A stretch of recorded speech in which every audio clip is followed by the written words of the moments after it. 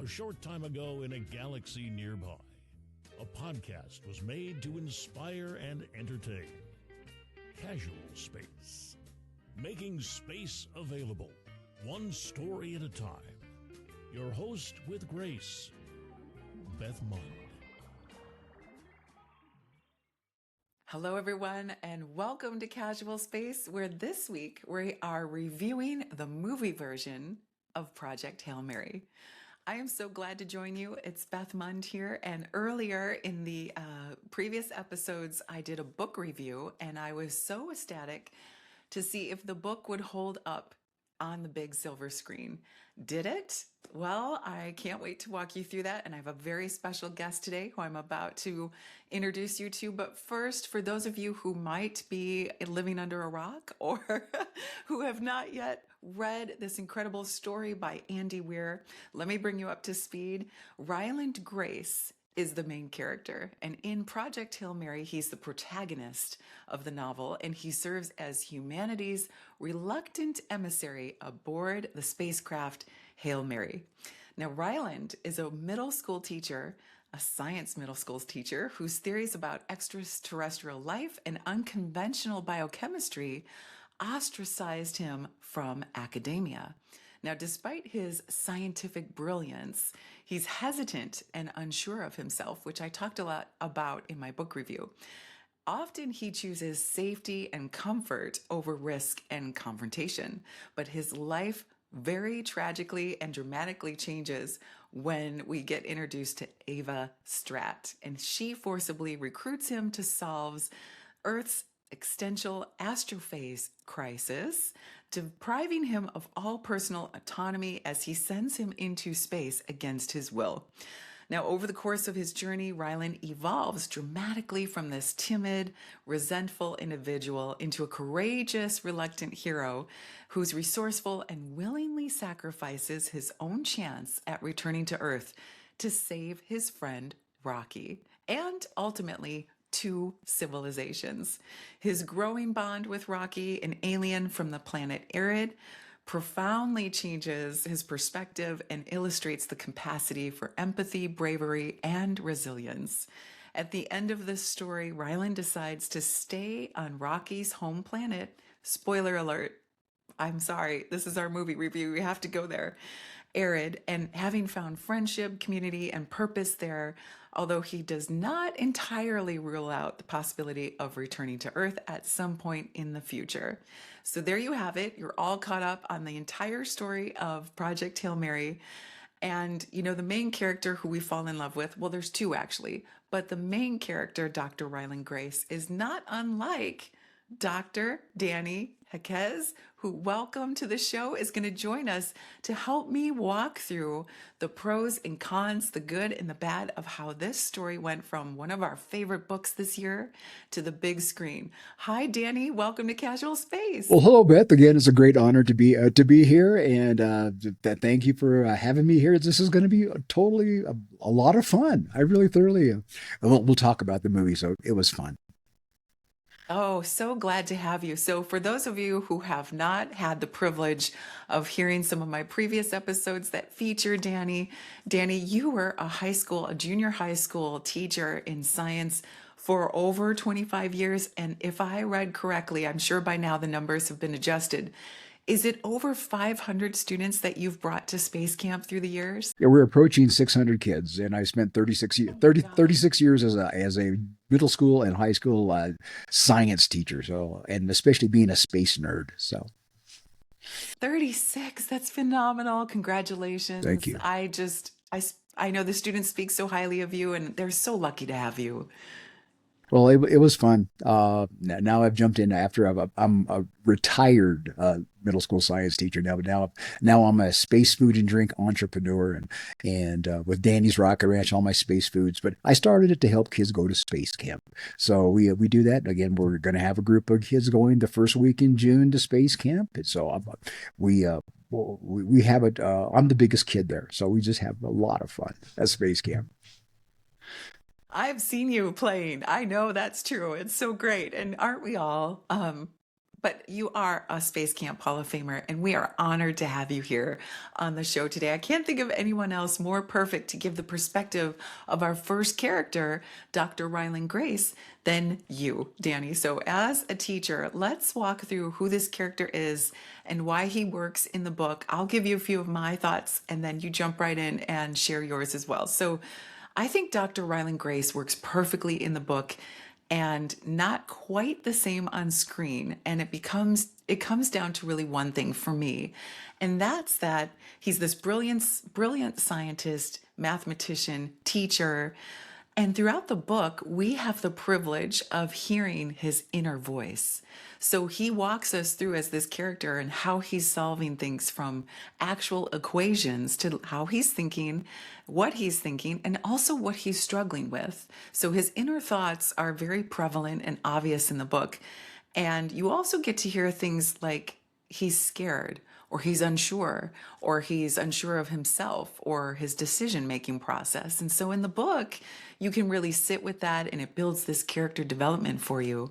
And then when it goes to the screen, he's kind of almost the opposite in the sense that he's this reluctant hero. He's confident. He's smart. Yes, that translates, but he's making decisions in a different environment with this sense of, I got this.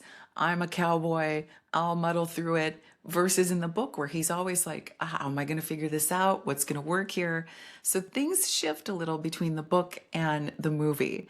So I must say, and I know we'll get to this later on things we loved, but I do have to just jump right in and say, what did you think of? Did you enjoy Dr. Ryland Grace being portrayed by Ryan Gosling?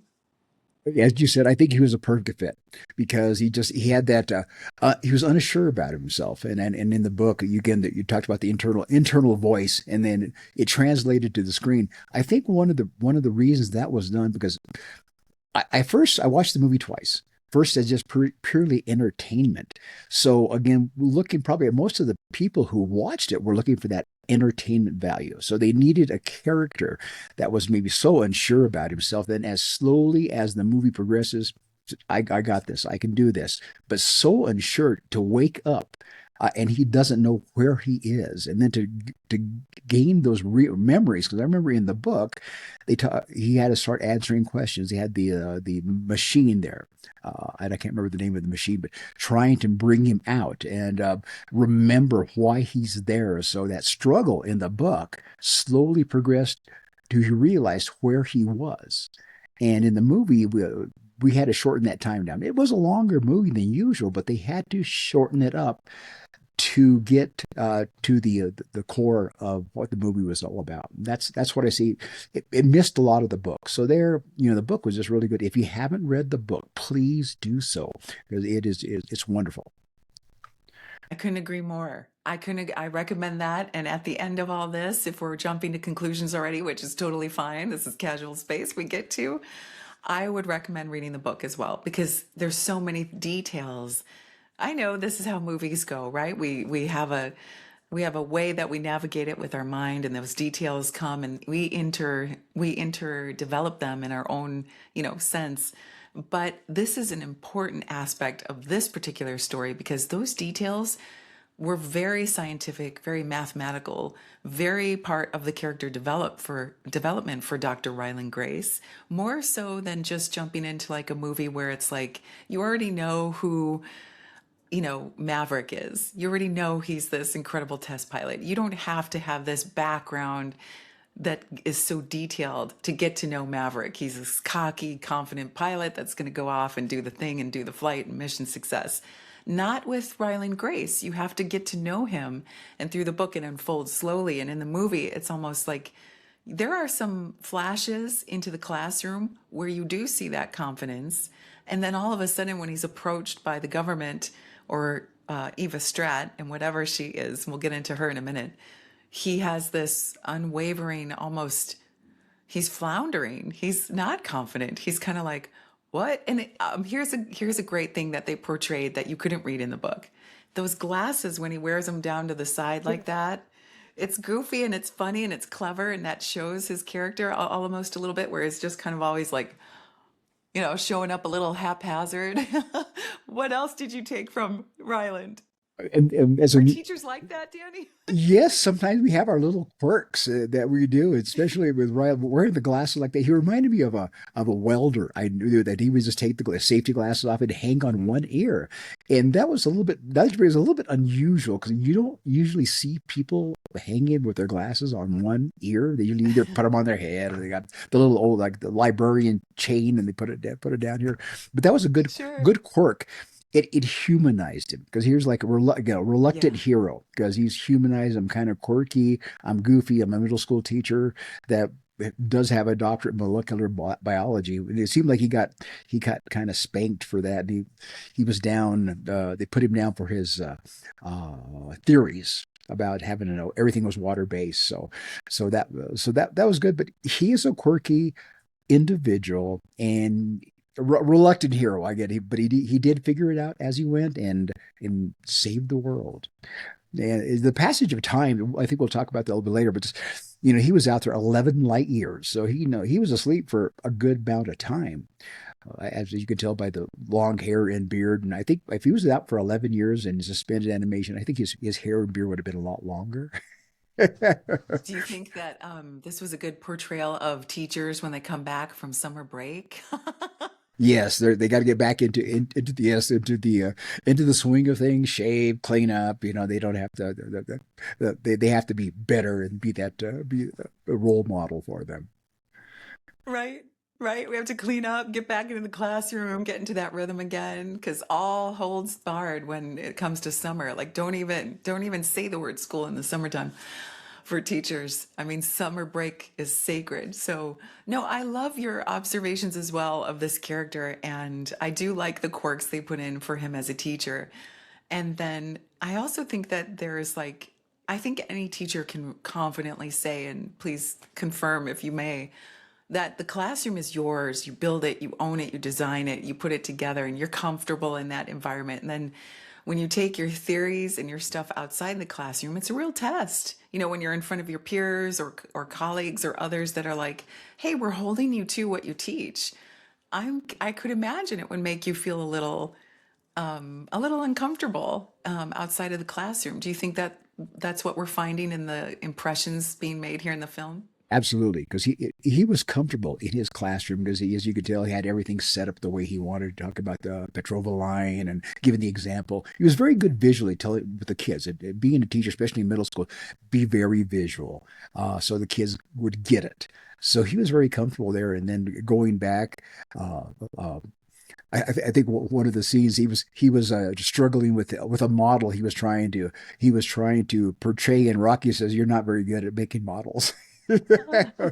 But yes, yeah, you're comfortable in your own skin, and then sometimes when you have to go outside of that, you're unsure about yourself. So that portrayal was very good. So he was stumbling around trying to uh, get in his own space, but trying to come through with his theories here. And I loved it when Rocky was in his zone and how unkempt his living quarters was, and Rocky was just very unclean, very unclean. He's like, "Oh, I didn't know I was going to have company here." So that was funny. I knew a lot of middle school teachers That's that are good. like that. Just okay, I didn't. If I would have cleaned up if I knew you were coming. So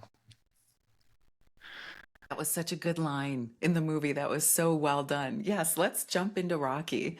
And I do want to quickly, before we do, I thought that when he served as that hero and guide in the classroom, and you could really tell what a great teacher he was, because when the students were asking like, "Hey, are we in trouble? Is the sun dying? Is this going to be a bad thing for us?" He kept calm. He walked the students through. He didn't lie, but he really helped them understand the science. And at one point he even said, "Talk to your parents, like make sure you're talking about this outside of the classroom as well." But he guided them through. And I think teachers, really good teachers who can do that and bring that calm and sense into it, just make for the biggest heroes, because kids will do things and ask questions maybe perhaps in school that they might not feel comfortable asking at home, or they forget to and they're not in the learning environment. So I really enjoyed that part in the movie where he was that great guide for sure. Kids are very honest. They'll tell you what you think, and Yes. sometimes they're very upfront. And he did a wonderful job telling them the truth, but not going to where I think one of the kids, are we going to die? And he goes, well, he went toward there, but he said again, talk to your parents. Teachers try to not lie to them, but maybe not give them the full extent of it. But I said, yeah, this is not my place to do. But yeah, we have to tell them the truth, or they'll go find it out, and they'll lose That's right. trust in you if you don't if you lie to them. Wow. What a powerful, again, not that we didn't already know, but teachers, it's just they have the weight of the world on their shoulders sometimes. And this character certainly did in this story. And I thought he handled it so well. And then we have Rocky. Okay, Rocky. He's so beloved, so beloved. And this is where I'm going to get in trouble, Danny. And I'm so glad you're here to help balance me out because for me, well, I love, I thought the casting for Ryan Gosling and Dr. Ryland Grace spot on. Rocky in the book was a little more hardened to me. He was this engineer with a completely different biology, no eyes, navigating through echolocation, super cool, and living in this high pressure ammonia based environment, which is fascinating from an astronomy, astrobiology standpoint. But here's my critique. And I share this with some of the reviews that are out. So this is not just Beth. So send your mail to space.com and Wall Street Journal where where I'm taking this from online as well, that he's almost too perfect.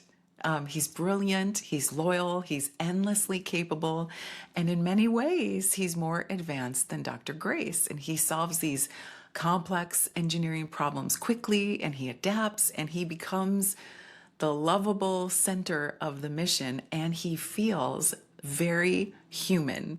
And so Dr. Ryland Grace assigns him a voice, which is a whole nother we can get into. We can stop right there and just get into like the voice. Now, and I'm going to stop. I'm going to pause here because I have to add this. Did you happen to listen to the audiobook at all, Danny, or just see it in the movie and the Yes, book? I listened to the audiobook twice, and Me too. Did you love that voice? I did. I was maybe smile when he always would end the sentence with question, uh, Question. question. All Did you love the voice, Danny? Question? yes, I did love the voice question. Yes. What does he say? He says, amaze, amaze. Amaze, amaze. Uh, I Rocky character. He was a lot.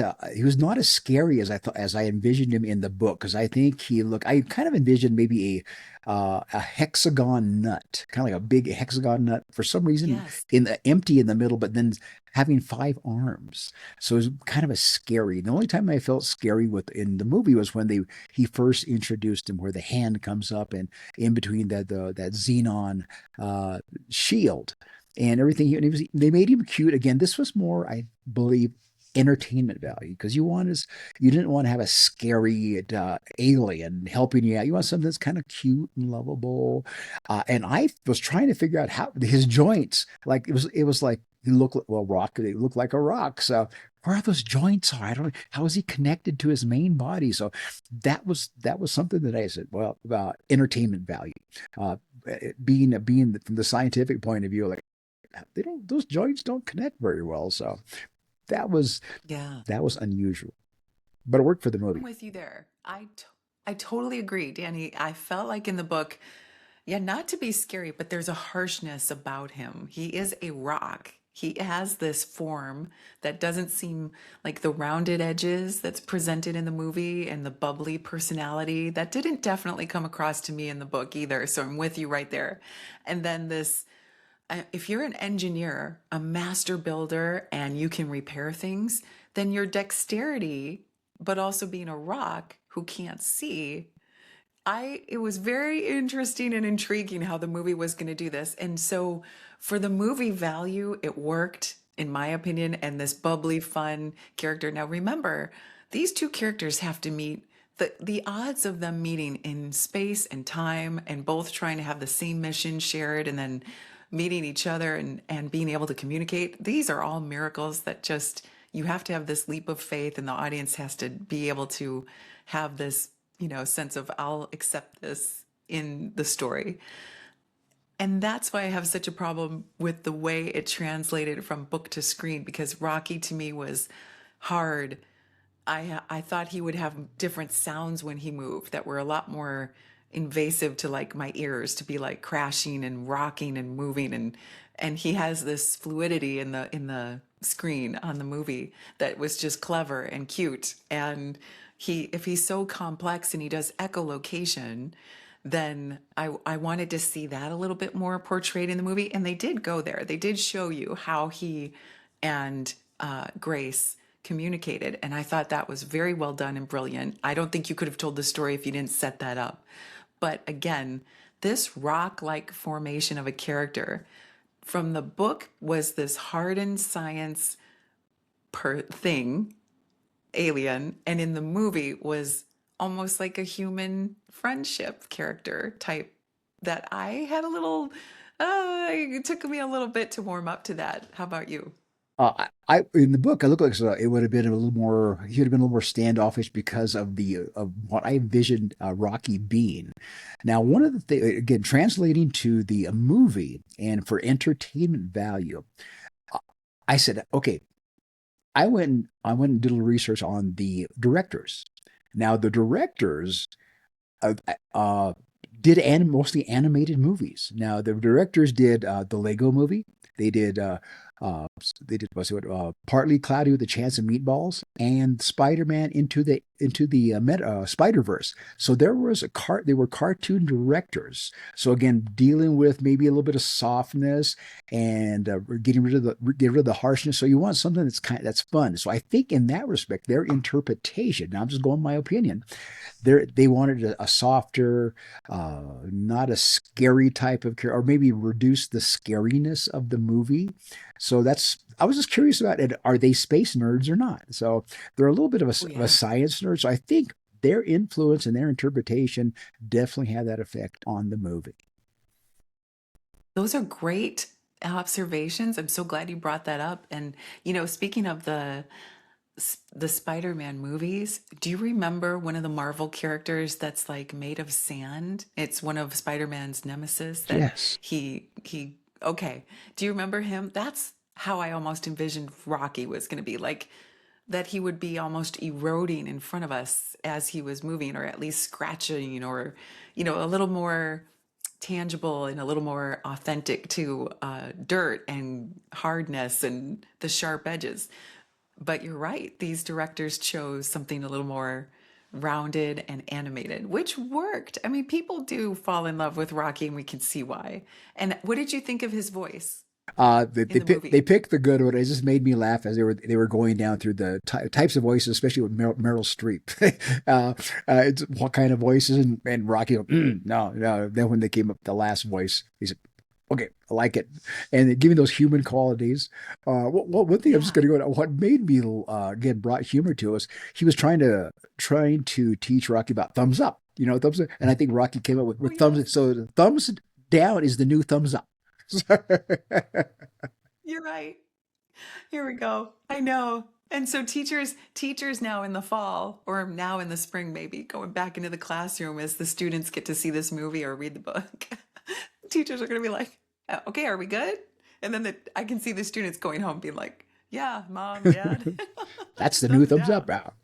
That's so fun. So I get that. So that's one of the things I think that just for simplistic, right, that I got from the movie. That's just the cool thing. Okay, we get some thumbs down. Uh, One of the many things. So I think I have to go back and watch the movie for the third time because I missed some stuff there, and it got the visuals. The visuals, I thoroughly enjoyed the visuals. When they went through the Petrova line, and Grace is standing out there Yes. being engulfed in the colors. I get goosebumps just thinking that. So that would how cool would that be? That anybody that wants to be an astronaut would be love to be out there and know that they're being exposed to that. They're not going to die because of it. But it was phenomenal understanding there, because I did have when I read the book, I was having a little hard time envisioning it. But the movie brought that again visually, because most of us are all visual learners. So it brought to the screen several things that maybe we couldn't imagine in the book. So like there it was. But I love books because it pushes your imagination. And what's fun is to read the book, listen to the book, and then actually see it on the screen. How did it translate? So that's what one of the reasons we're here. What did you like? What didn't you like? But I don't recall the book being the thumbs down. That was something they probably added in the movie, uh, Yeah. which translated well, and that just made it fun. Yes. Yes. Okay. So I want to jump in on what you've just mentioned. This is one of my key points too. So I have a few points about what I thought was missed from the book to the screen.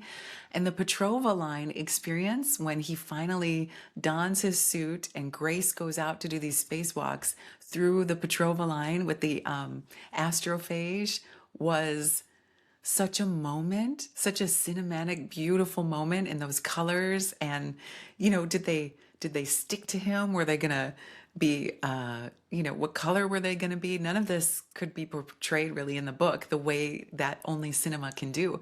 And so I'm with you that I wish we had more time because that's the whole point of the story is to get these algae, these astrophage, and bring them back to Earth and save the sun, our star. And yet so little time was focused on what these things are. There was microscopic images that were placed in front of the audience to show you a little bit about what they are.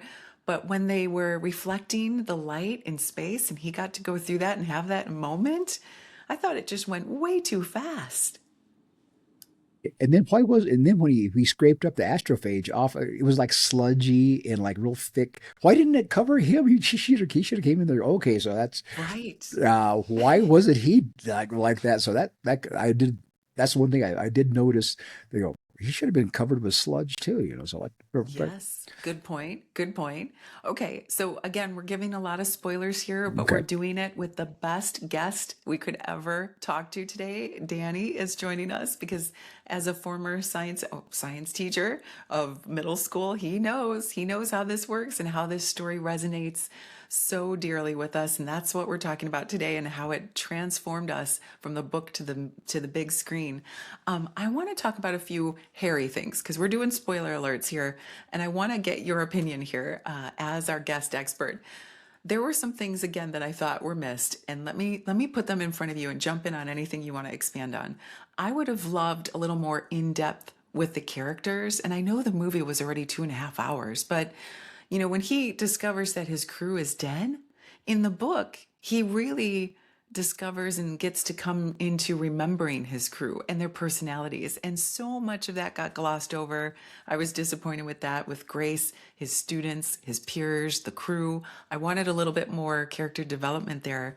And then this other part, Grace's time that it took for him to get acquainted with space within his body, with the computer. He had this whole relationship with this back and forth with the computer that I thought was hilarious and brilliant. And it didn't really have that, like the food and the coffee, moving, eating, like all of that is a big hindrance in space. And we learn more about character Dr. Grace when we see him struggling with that. And we really didn't see that in the movie. You're absolutely right. It went real by real quick. Again, I think it's just for the sake of length of a movie and entertainment value, they had to really just go through a lot of those particular parts that we as scientists would like to know more in depthly. Uh, but the movie again was probably not made for scientists, but they just kind of glossed it over, went real quickly through it. I can understand that, but that was one of the parts in the book where we really thoroughly enjoyed how that progression, how they got from point A to point B to point C and progressed through it. But it does not translate well to the movie. So we have to like, well, okay, how did they do this? Or how did they do that? Why didn't they spend more time doing that? Just I think for time wise and entertainment value, we would find it, scientists would find that really fascinating. But for entertainment value on a movie, they probably find it a little, well, lack of a better word, boring. So but they could have added some cool things. And you're very right because I had totally forgot about how that process of him Grace interacting with the computer. So they just kind of Yeah, very so very what I'm short. hearing you say Danny, is that this movie and the book, we're asking for more science. The audience wants more science. This is so great. And when I read the book, please tell me that if this was your opinion too. I thought this would inspire the next generation of astrobiologists, mathematicians, scientists, astronauts, because there was a little bit more details of the science in the book. And Andy Weir is very good about that. He did that in The Martian, as we're familiar with.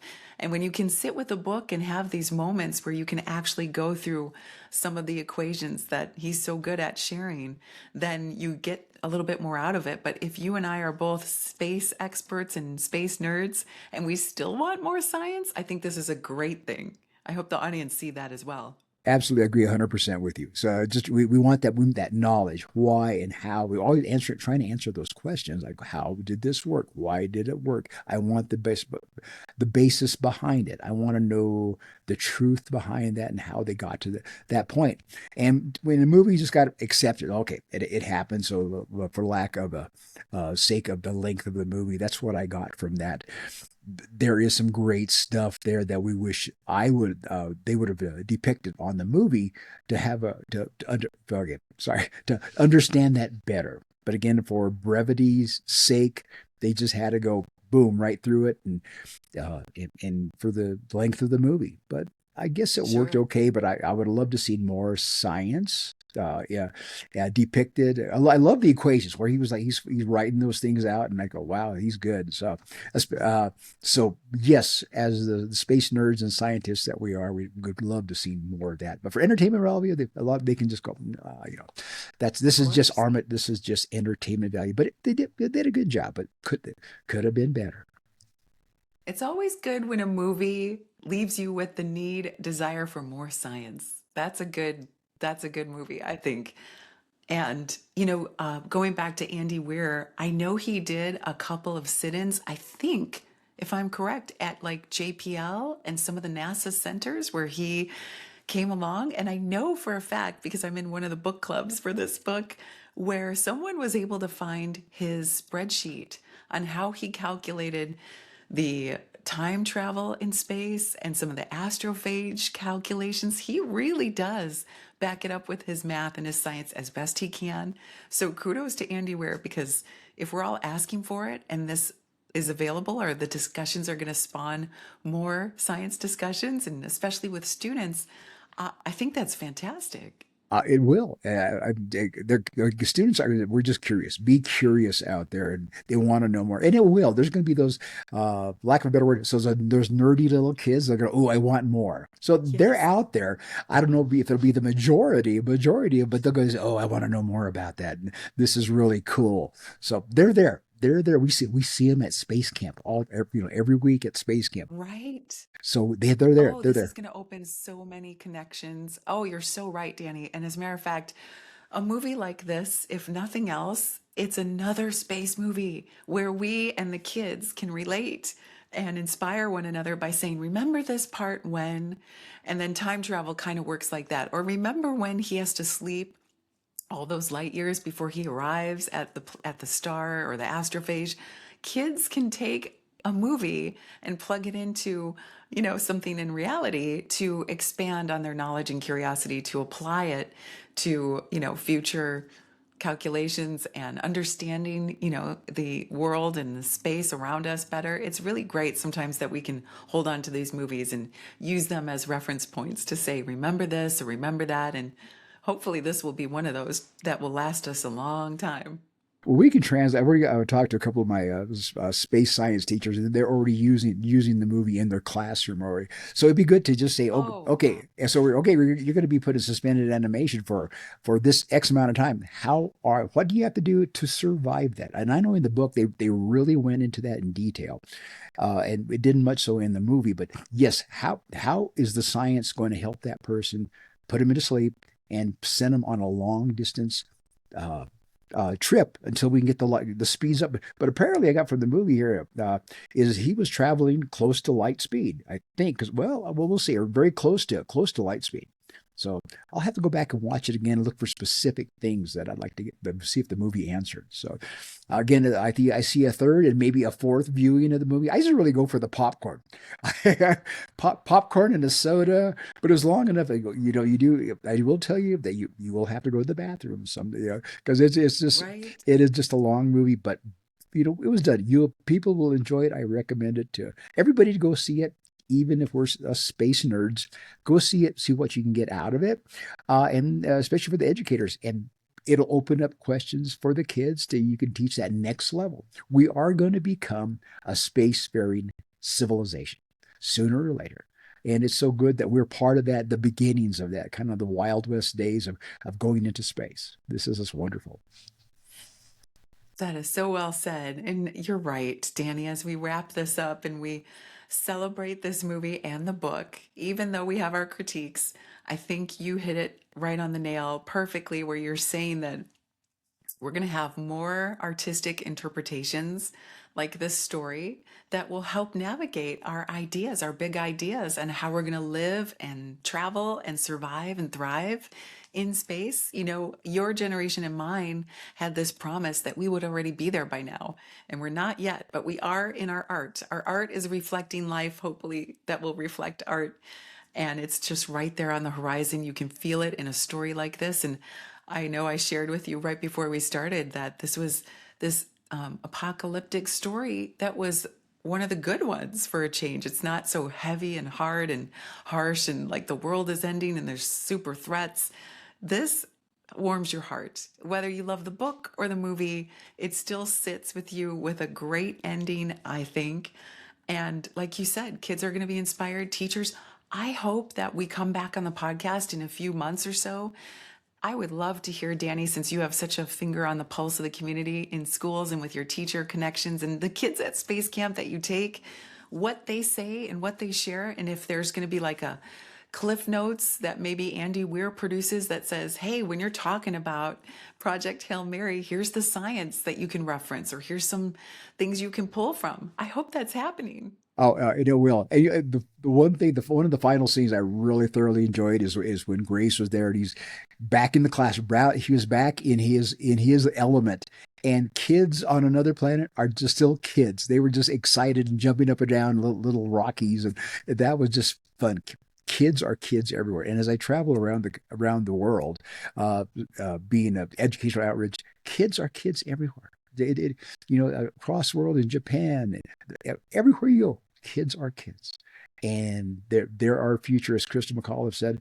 I touch the future, I teach. And those kids are there. Oh, I get chills every time. Every time I think about that, is we're going to see them out there. And hopefully we can live long enough. And again, Artemis, at the time of this taping, Artemis is scheduled to launch next month. So I've already got next week. I've already booked my passage. I'll be down at Cape Canaveral, and I'll be Oh my gosh. running around being the space cowboy and taking Danny's Rocket Ranch products and just meeting with people and talking with people and getting excited. Of course, I'm going to bring the movie up and ask a lot of folks, how did you like it? And some of the same things we talked about today, I'll be asking, and I'll be gathering notes, and then we can address this maybe Please sometime do. in the future, and we may come back and add more to this. So this is just so much fun. I thoroughly enjoy It it. really is. I am so excited for you to be down at that launch. Please come back and tell us all about it, your interpretation.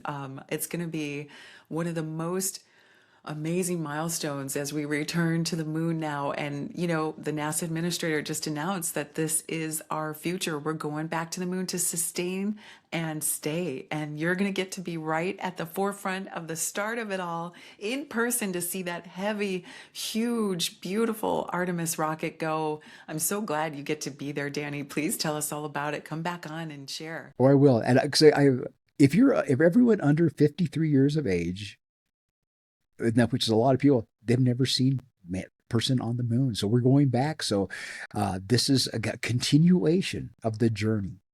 Uh, I'm just excited to be able to live this long and see it again, and hopefully stay in really good shape. I'll see him walk on Mars. So that's the goal. Oh, It's be yes. love it. I think all that is definitely coming for you, Danny. I'm so grateful you joined us here today. Thank you for your perspective, and please get those impressions of the kids. I can't wait to hear what their favorite things are from this movie or the book. You can find both. You can share this both with Danny or us here at Casual Space. Danny, we're going to put all the contacts here in your show notes, but please invite kids to find you at whatever socials you'd like to share so they can get a hold of you. Okay, you got it. What are some of the ways they can contact you? They can contact me at our website, dannysrocketranch.com. Of course, I have kids. That's probably the best way. Just go on the website, do some inquiries. I have my phone numbers there. They're always welcome if they need a mentor or someone to talk. I'm always there just to give my perspective of it. I'm on several different social medias, Facebook, LinkedIn, Instagram. So they're there. Or if you see me in person, you can't miss me with the cowboy hat and the spacesuit running around, just talking to kids and just having a good time. So those are the two. Perfect. Those are the two ways to get a hold of me, and I'm always willing to put my 2 cents. Wonderful. We will. And I encourage everyone to do exactly that. It's just always so wonderful to talk to you, Danny. I will put all of your links in the show notes so people can find you if you're listening. And if you're watching this, just go on into the show notes where you'll be able to find everything. Get in touch with Danny. Wish him well as he goes down to support our nation's space program launch here right around the corner. I wish I could go with Danny. I'm so excited and a little jealous. Oh, Say hi to all of our friends. I know you're going to get to see them. it And will then be. come back on and share with us. And this has been a journey that I've started back, I think, in 2002 when they first started the Ares program and the Orion capsule. As a personal promise to myself, I said I want to be there when I see the launch. I think that was in 2002. So the perspective of time, as we talked about in the movie, about 23 years. So it comes about. You just got to be patient. Help push the agenda forward. Get kids excited about space because they're going to be out there. There's a niche for every single job in space. So you just got to be tenacious. The kids got it. That's one thing I say. You don't have to have high marks. You just got to have within you the wherewithal, tenacity. You'll get there. You just got to have the wherewithal and never give up, never surrender. Thank you, Danny. Our real life Dr. Rylan Grace right there. Danny, thank you so much for joining us. Very All welcome, right. Beth. Well, thank you. Okay. Well, we will see you back here on the next episode of Casual Space. Yes, listen to Danny and tune in to watch that Artemis launch. It's going to be so fantastic. And then we will continue to cover great stories like this, everything from the launch, the latest books, movies. We're going to have a great astronaut come join us in the next couple episodes, Steve Hawley, and his incredible missions with the shuttle era. That is coming up, so don't miss a single episode. Thank you to Danny so much, and thank you for listening and watching. See you next We'll time see ya. on Casual Have a great Space. day. Bye.